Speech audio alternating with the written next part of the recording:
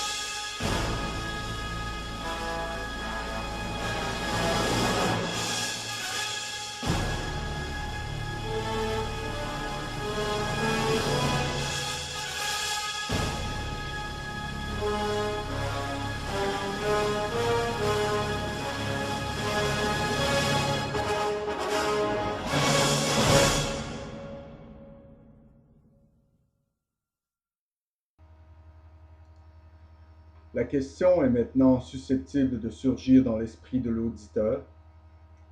Comment un initié peut créer un tel organisme adulte, prêt à porter, avant qu'il abandonne son ancien? Pierre Cardin voudrait connaître la réponse à cette question.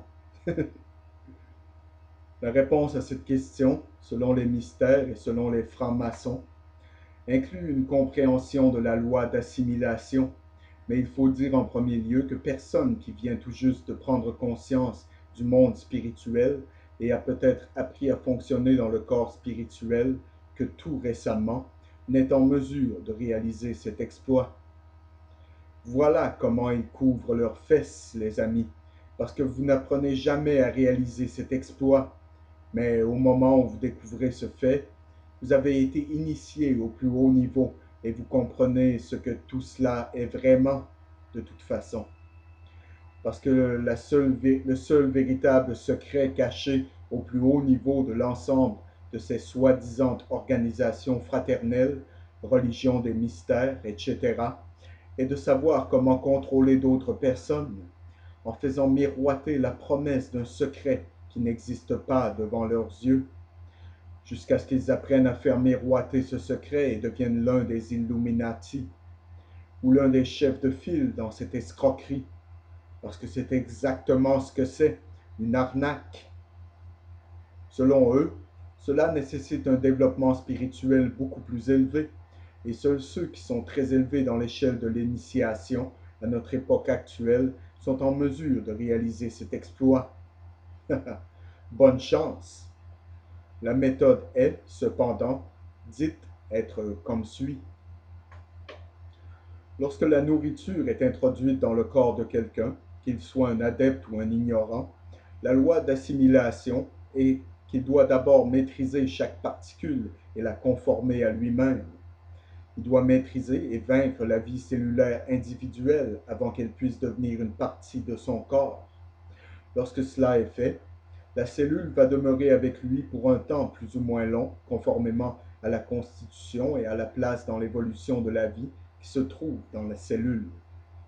La cellule, constituée de tissu qui a été une fois incorporé dans un corps animal et interpénétré par un corps du désir, possède la vie cellulaire la plus avancée. Donc cette vie réaffirme rapidement ses droits et quitte le corps dans lequel elle a été assimilée temporairement. Par conséquent, quelqu'un qui vit sur un régime de viande doit reconstituer son approvisionnement alimentaire très souvent. Ce matériau serait donc impropre à l'usage de la constitution d'un corps qui doit attendre un certain temps avant que l'adepte pénètre en lui. Une nourriture qui se compose de légumes, fruits et noix, particulièrement quand ils sont mûrs et frais, est interpénétrée dans une large mesure par l'éther qui compose le corps vital de la plante.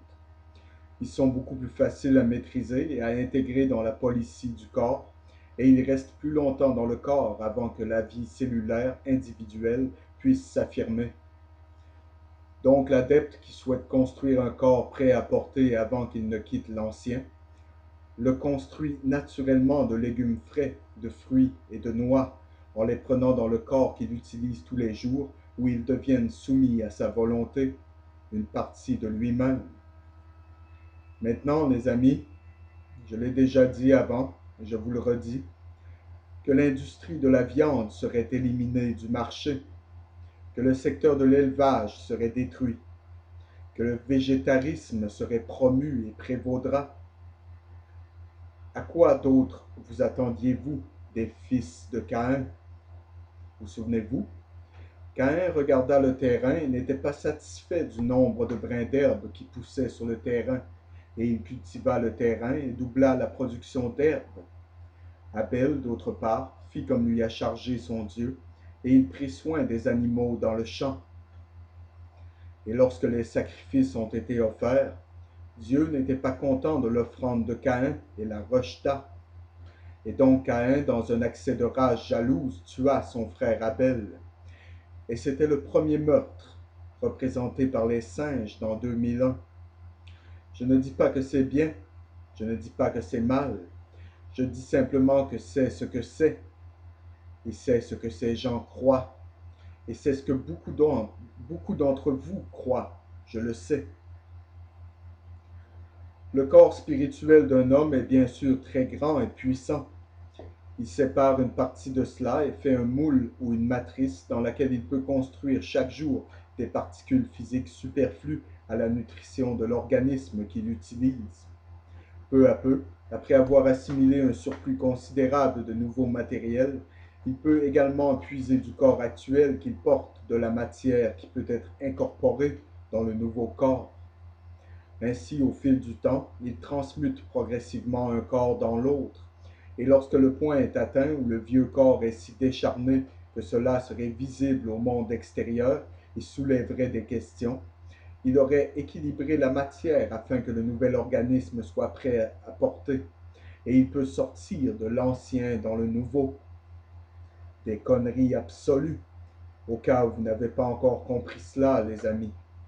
Mais il ne faut pas seulement dans le Mais il ne le fait pas seulement dans le but de vivre dans la même communauté.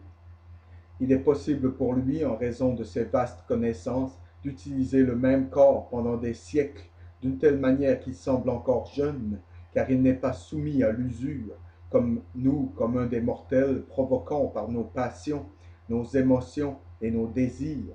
Il parle des rapports sexuels. Mais quand il crée un nouveau corps, il est toujours pour autant que l'écrivain sache, dans le but de quitter l'environnement dans lequel il se trouve en ce moment et de reprendre son travail dans un nouvel endroit.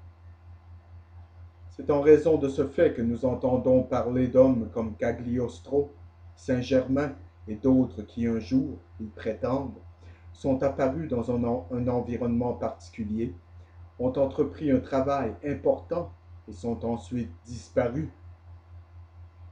Personne ne savait d'où ils venaient, ni où ils étaient allés, mais tous ceux qui avaient fait la connaissance de ces personnes étaient prêts à témoigner de leurs capacités remarquables, que ce soit dans le but de les calomnier ou de les louanger.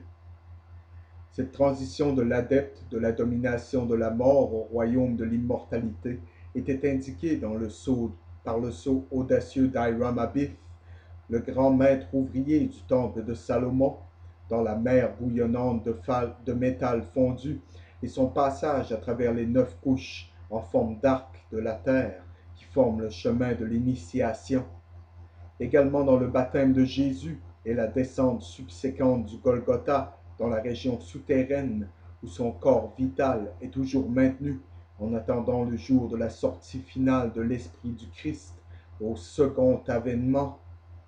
Et c'est exactement la même histoire dans la religion égyptienne du cycle osirien. Permettez-moi de substituer quelque chose ici. Également dans le baptême d'Osiris et la descente subséquente du trône dans la région souterraine où son corps vital est toujours maintenu en attendant le jour de la sortie finale de l'enfant Horus au lever du soleil suivant. Maintenant, comprenez-vous? Dans notre prochaine heure de révélation, nous suivrons Hiram le long de ce chemin de l'initiation vers l'incarnation qu'il portait au moment de l'apparition du Christ sur la terre. Et je vais vous montrer où et comment il a reçu la nouvelle initiation. Parce que, mesdames et messieurs, dans le temple maçonnique, Hiram Abiff est Jésus-Christ. Que pensez-vous de cela? N'est-ce pas intéressant? Je vais vous révéler quelques petites choses. Peut-être que je ne devrais pas faire ça. Je suis bien au-delà des capacités de beaucoup d'entre vous, ayant la capacité de comprendre de quoi diable je parle. Et je dois vous dire, les amis, je suis absolument stupéfait que je sois allé aussi loin avec tout cela, avec autant d'entre vous qui ont au moins professé qu'ils peuvent me suivre. Parfois, je suis sans voix, car c'est extrêmement difficile. Et il est extrêmement difficile de se regarder dans le miroir et d'admettre que vous vous êtes trompé et qu'au moins une partie de la déception était de votre propre faute, que vous avez été stupide, apathique et ignorant.